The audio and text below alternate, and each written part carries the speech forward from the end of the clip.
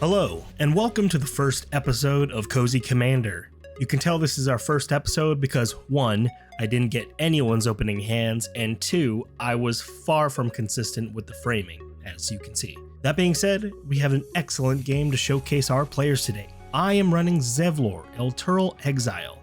Steven is piloting Toshiro Umezawa, Dylan is using Keranos, God of Storms, and John is utilizing the Chaos Incarnate Precon with Kardur Doomscourge at the helm. We each play a single untapped land before Dylan casts an Arcane Signet on turn 2. John follows this up with a Wayfarer's Bauble. I play my own form of ramp through a Goblin Electromancer, taking 1 from City of Brass. Steven casts an Endless Atlas. Dylan floats some mana before bouncing a Mountain back with his Is It Boilerworks. He makes a point to say that things are about to get very out of hand before resolving a Descent into Avernus.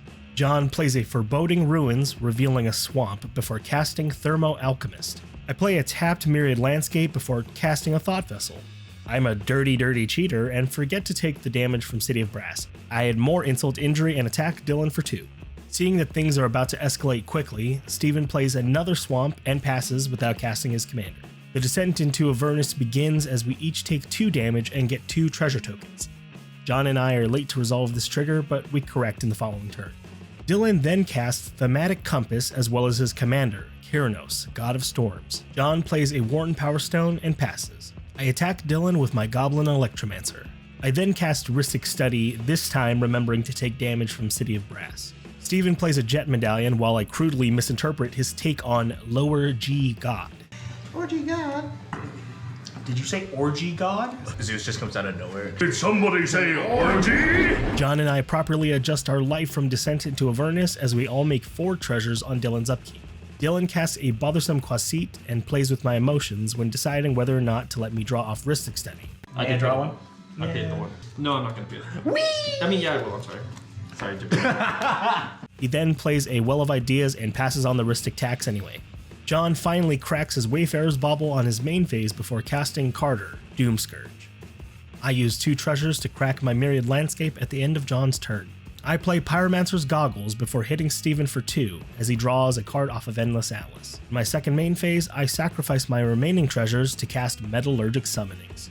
Steven casts a Solemn Simulacrum, fetching a swamp and passing. We descend even further into Avernus, taking 6 damage and making 6 treasures. Dylan reveals a Dissipation Field through Keranos' triggered ability, destroying my Goblin Electromancer.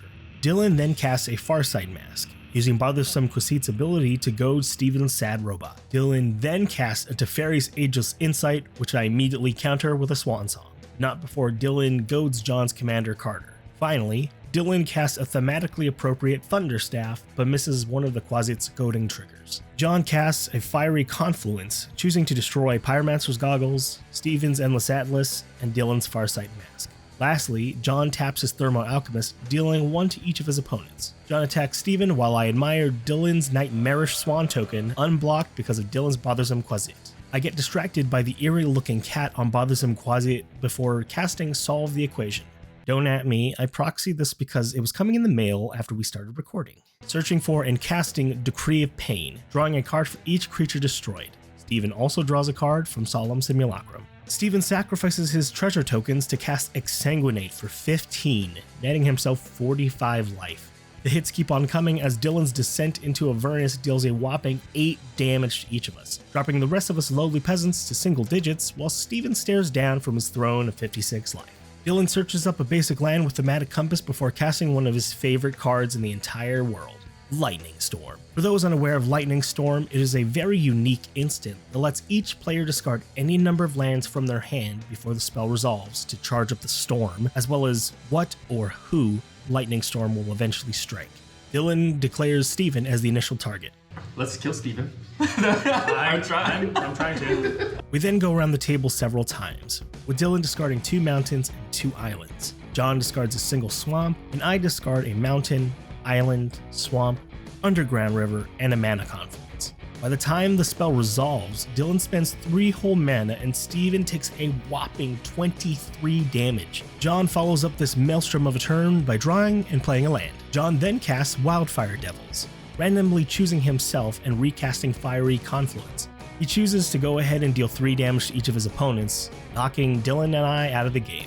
Or rather, he would have knocked us out, but with all those Descend into Avernus treasures, I'm able to cast Arcane Denial, countering the spell and creating a 2/2 construct. John follows this up by casting Rakshasa Debaser. Lastly, John plays a Sepulchral Primordial, returning Goblin Electromancer, Solemn Simulacrum, and Bothersome Quasit to the battlefield under his control. John forgoes paying the 1 for Rhystic Study, allowing me to draw a card. This definitely will not lead to a sudden yet inevitable betrayal the following turn. I finally cast my commander, Zevlor Ilturo Exile.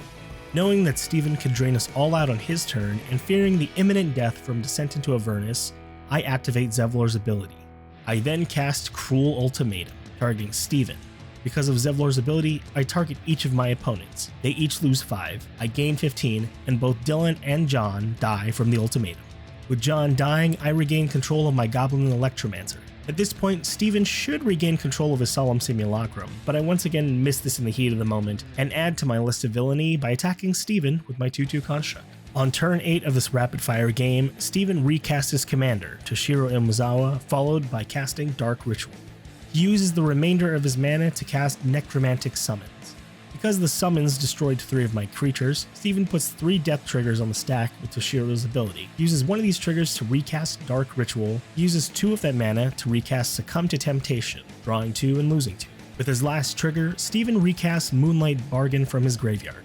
He keeps 3 of the cards off of Moonlight Bargain, taking 6. Steven chooses to return his commander from the graveyard, using the same necromantic summons that put him there. Metal. Deciding there's been enough graveyard shenanigans, I play Bajuka Bog, exiling the remainder of Steven's graveyard.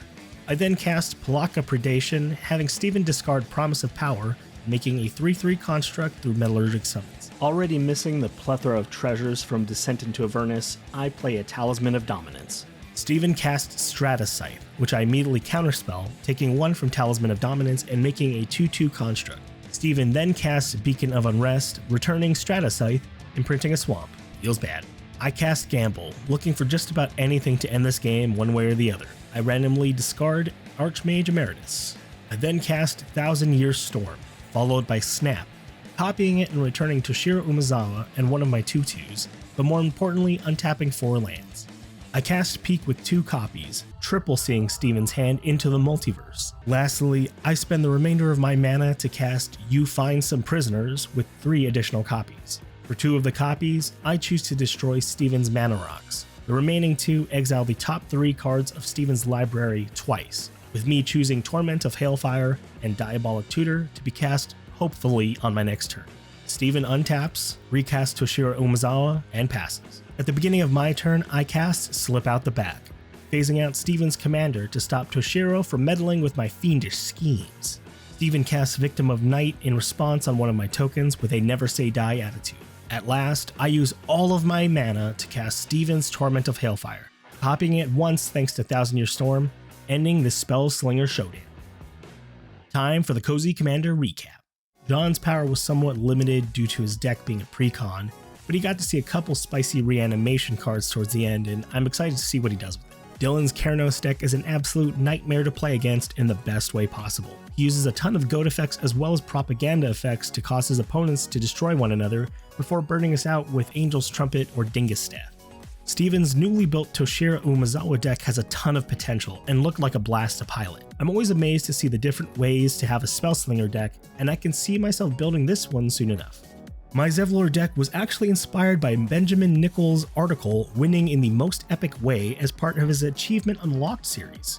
As someone who felt like all Grixis decks played out exactly the same, I was really surprised at how much I've loved playing it. I've only gotten to cast Eternal Dominion maybe twice, but I've had fun every time regardless. Thanks for watching.